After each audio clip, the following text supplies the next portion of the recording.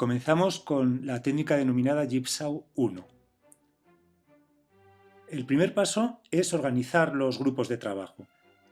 Organizamos a nuestros alumnos en grupos de 4. Podría ser algún grupo de 5 y la estructura puede ser flexible. Estos grupos intentaremos que sean heterogéneos, es decir, que dentro de ellos hay alumnos de altas, de medias, de bajas capacidades y al mismo tiempo compensados entre sí, que exista cierto equilibrio entre los grupos. El segundo paso es asignar tareas y orientar la preparación de los materiales de estudio. A cada uno de los alumnos de cada uno de los grupos le vamos a entregar un contenido, puede ser también un procedimiento, diferente para que se especialice en dicho contenido. Además, a cada uno de ellos, esta hojita que hemos visualizado, le entregamos una base muy sucinta de contenidos mínimos que tenga que tener en cuenta, así como algunas orientaciones para su explicación, su rol, que va a consistir, como diremos, en explicar, como si él fuera el profesor, dentro de su grupo ese subtema, y un conjunto de recursos. Pueden ser páginas de internet, puede ser alguna alusión a contenidos que va a encontrar en libros, en el libro de texto, etc. Vamos a poner un ejemplo porque se verá más claro. Supongamos que es la Segunda República Española para cuarto de la ESO, segundo de bachillerato. Y supongamos también que esa zona en azul corresponde al total de la unidad didáctica. De esta unidad didáctica vamos a coger una parte, en este caso solo una parte del tema. Se corresponde con las reformas. A su vez dividimos las reformas en estos 4 subcontenidos: reforma agraria, educativa, del ejército y laboral. A cada uno de los alumnos le encomendamos que se especialice en ese tema. Es decir, en cada grupo hay un especialista en reforma agraria, otro en reforma laboral, otro en reforma educativa y otro en reforma del ejército. Vamos a poner otros posibles ejemplos de otros niveles, áreas de conocimiento, etc. Por ejemplo, para primaria, si en conocimiento del medio están analizando tipos de clima, a un alumno le especializamos en las causas, las consecuencias, el ecosistema propio de los climas desérticos, a otros intertropicales, a otros climas templados y a otros climas polares y climas de montaña. También para primaria o para infantil podríamos plantear para algunos alumnos especialización en nutrición, otros reproducción, fotosíntesis y adaptación al medio. Si se trata del tema de la contaminación, contaminación atmosférica, del agua, contaminación acústica y deforestación.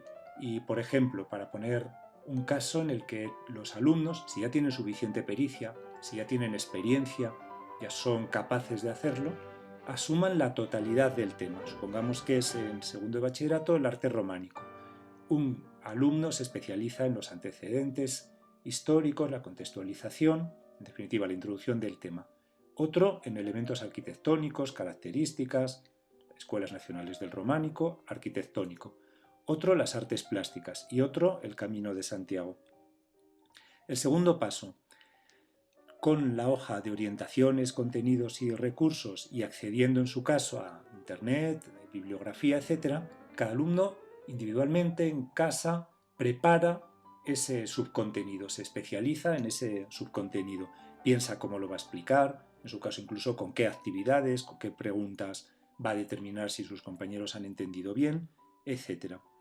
La siguiente fase, otra vez en espacio escolar, cada alumno va explicando a sus compañeros su parte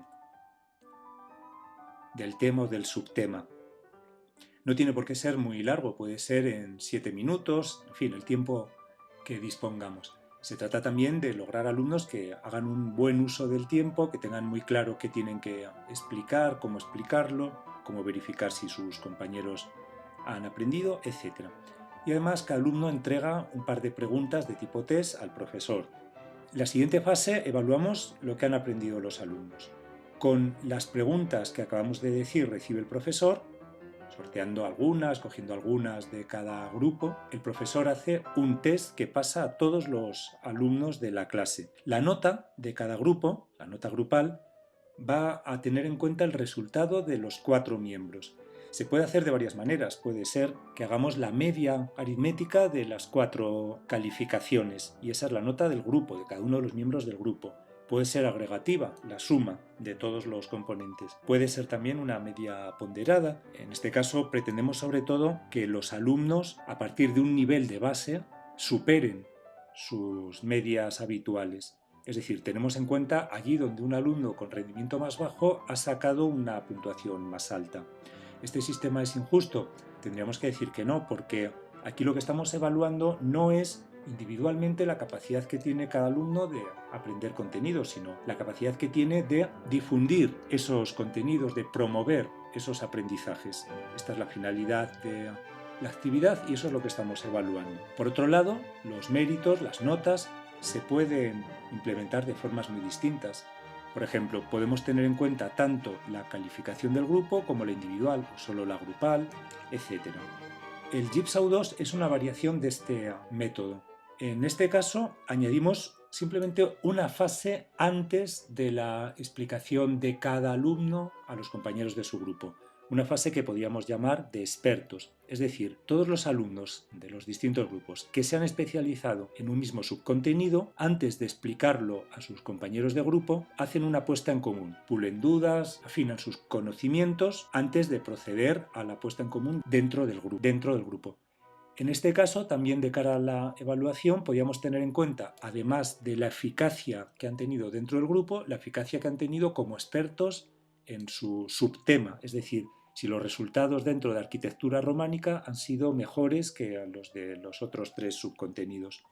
La siguiente actividad es el TAI, ayuda con individualización de equipo. Consiste en 3 fases. Lo primero, hay una explicación por parte del profesor de ese tema o de esa parte del tema. La segunda, hay una preparación dentro de los grupos de trabajo, que también pueden ser de 4 y con las mismas características que explicábamos en el Jigsaw.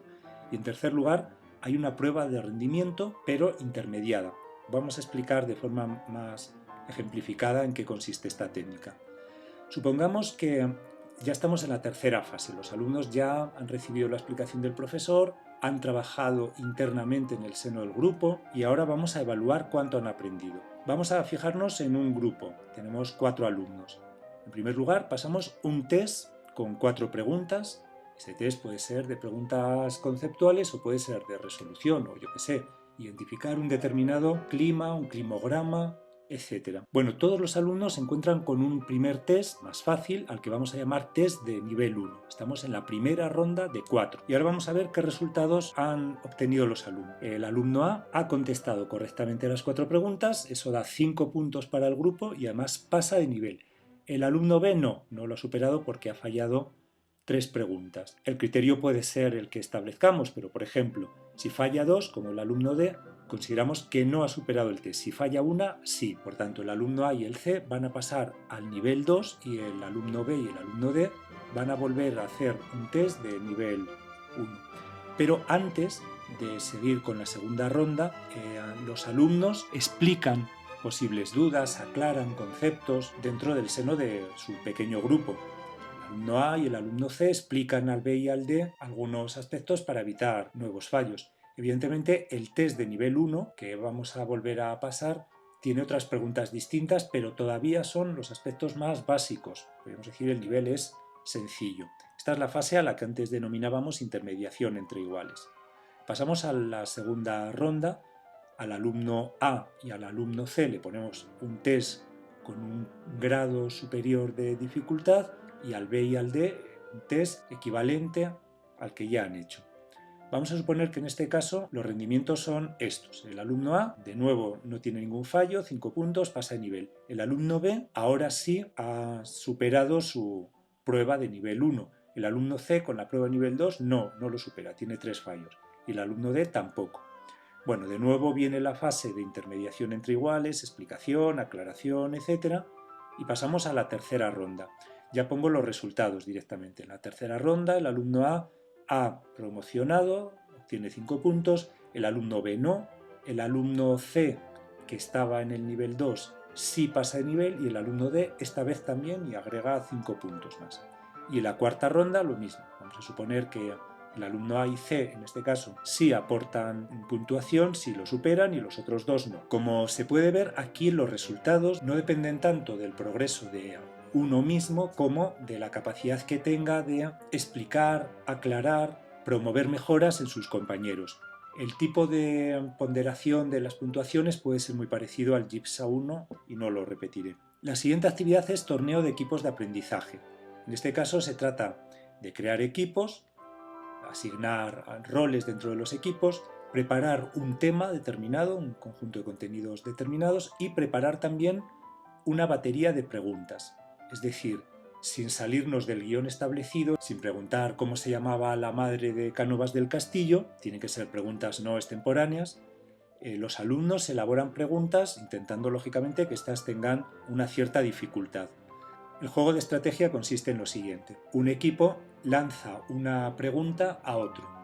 Pueden pasar dos cosas. Si esa pregunta es contestada correctamente, el segundo equipo gana 5 puntos que pierde el primero, el equipo que ha retado, y viceversa. Además, si ha sido correctamente contestada, el turno, es decir, quien va a retar, va a ser el segundo equipo.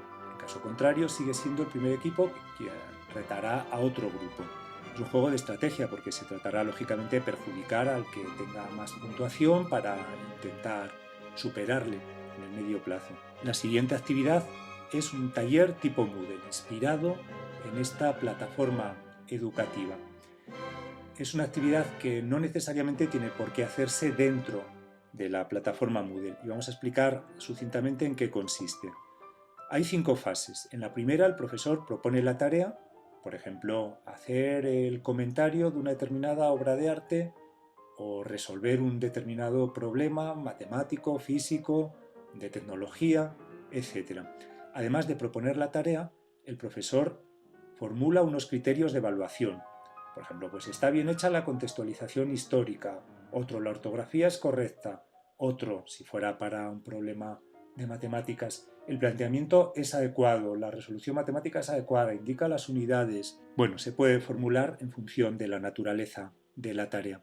En segundo lugar, individualmente cada alumno realiza la respuesta, la entrega y a partir de ese momento el profesor le asigna la corrección de uno o varios trabajos de sus compañeros. Aquí es donde realmente entra la fase de trabajo cooperativo. Cada alumno, por tanto, y en función de esos criterios de evaluación y no otros, cada alumno corrige uno o varios trabajos de sus compañeros. No se trata solo de ponerle un 1, un 3 o un 7, sino de explicar por qué, sobre todo en el caso de que la puntuación sea baja. Un 1 por tal. Antes de esta fase de corrección, otra posibilidad es que demos a los alumnos, a todos los alumnos, un guión de una resolución correcta. Por ejemplo, un comentario parecido al que habíamos pedido, un problema parecido, con el razonamiento correcto. De tal manera que los alumnos, cuando corrigen, ya tienen una referencia. Puede ser incluso la solución real del problema que habíamos planteado, lo que sirve como referencia. Pero insisto, los alumnos se fijan en los criterios. Donde aprenden realmente aquí es de los criterios, se fijan en qué características hubiera tenido que tener su propio trabajo. Tal vez sí se hayan ajustado, tal vez no, y así cuando cada alumno está corrigiendo a sus compañeros, implícitamente se está replanteando lo que él hizo. Es una actividad profundamente metacognitiva desde este punto de vista. Además, se trata de ayudar a los compañeros, no simplemente ponerle una nota, sino formularle una explicación del porqué. Posteriormente, en la cuarta fase, el profesor corrige, pero la corrección que los alumnos han hecho. Incluso a esta corrección le puede otorgar una determinada puntuación. Me refiero, vamos a suponer que a realizar la tarea individual le damos un 80% de la nota. Esa nota sale de los 3, 4, 5 compañeros que te han corregido. Ahí establecemos una media o quitamos la más alta y la más baja si se separan más de 2 puntos, en fin, como consideremos justo. Pero el otro 20% de la nota mía provendrá de la corrección que ha hecho el docente. Es decir, tendrá en cuenta si yo he corregido con justicia, explicando bien los fallos posibles, etc. Ahí es donde se pondrá de manifiesto si he aprendido una vez hecha la tarea. Ambas calificaciones en la fase quinta se integran y eso es lo que otorga una nota final. Esta actividad Obviamente también se podría hacer no de forma individual, sino por grupos, es decir, que la tarea fuera contestada por grupos de 4 alumnos, de 5, etc. La siguiente propuesta de actividad es STAD, siglas que corresponden, ya traducido, a equipos de aprendizaje por divisiones de rendimiento. Lo explico brevemente. Se entregan a los alumnos hojas de ejercicios y resolución de dichos ejercicios. Pueden ser climogramas ya comentados, textos históricos ya comentados, problemas de matemáticas ya hechos. A continuación hay una fase de estudio apoyado entre iguales, es decir, dentro de cada grupo y con ese material de referencia explican cómo se hace el problema, etc. Posteriormente hay una evaluación que también es por grupos de trabajo, un poco en la misma línea de lo que explicábamos en el Jigsaw. Y a partir de esa explicación hay una calificación ponderada, agregativa, etc. La técnica debate tipo 59 segundos tiene las siguientes fases. En primer lugar, se establecen los roles. Creamos 2 equipos de debate, cada uno con 4 o 5 miembros. Hay un presentador, un moderador y el resto de los alumnos actúa como público. En la primera fase, a cada uno de los 2 equipos contendientes en el debate le asignamos un rol. Puede ser una asignación arbitraria, es decir, un equipo es favorable a los intereses israelíes y el otro es favorable a los intereses palestinos en la dirima territorial. Se trata siempre de temas que tengan un posicionamiento dualista, si no va a ser más difícil su articulación. Los grupos de debate preparan contenidos, incluso preparan preguntas, argumentos, fichas de argumentos, etc. A continuación, el presentador introduce el tema brevemente, 2-3 minutos, da algunas de las claves básicas y tiene lugar el debate, más o menos en 15-20 minutos, con participación de todos los miembros de cada uno de los 2 equipos, aunque cada equipo pueda adaptar la estrategia que quiera, es decir, puede responder a cada una de las preguntas formuladas uno de los contendientes, hacer réplicas, etc. Es decir, actúan como equipo. Mientras tiene lugar el debate, el público puede ir escribiendo en tarjetas preguntas que entrega al moderador, este las filtra, las agrupa en su caso, se las pasa al presentador que las pone en juego para que en los últimos 5 minutos los 2 contendientes tengan que responder al público. Al final, el moderador también en 2-3 minutos se hace eco de las conclusiones del debate. La última fase es que mediante el sistema de grupo nominal el público vota, es decir, puede otorgar 3, 2 o un punto a cada uno de los 2 equipos. Se agrega la puntuación de todos los miembros del público y eso es lo que determina quién ha vencido en el debate. Para terminar, una breve reflexión respecto a los beneficios, las aportaciones del trabajo cooperativo. Sería muy complejo explicar los distintos estudios analizados, pero podemos concluir de forma sumaria diciendo que se ha demostrado la mejora de los rendimientos cognitivos, una mejora que es mucho más evidente en los discentes de menores capacidades y menos evidente en los discentes de más capacidades. En todo caso, todos los estudios disponibles demuestran que los alumnos de altas capacidades no resultan perjudicados por este sistema respecto a otro de aprendizaje individualizado. Además, los alumnos obtienen un pensamiento más flexible, son capaces de adecuarse a las ideas, deficiencias, fortalezas de sus compañeros. Por otro lado, toman conciencia sobre las dificultades de aprendizaje, formulan esquemas metacognitivos, saben dónde puede encontrar una determinada dificultad, dónde se ha fallado, etc. Y por último, aumenta su competencia comunicativa, es decir, se acostumbran a emplear correctamente la comunicación, aprovechar bien el tiempo, etc. Por encima de todas estas consideraciones, todos los que nos hemos dedicado alguna vez a la docencia sabemos que no hay mejor mecanismo de aprendizaje que ser uno quien enseñe.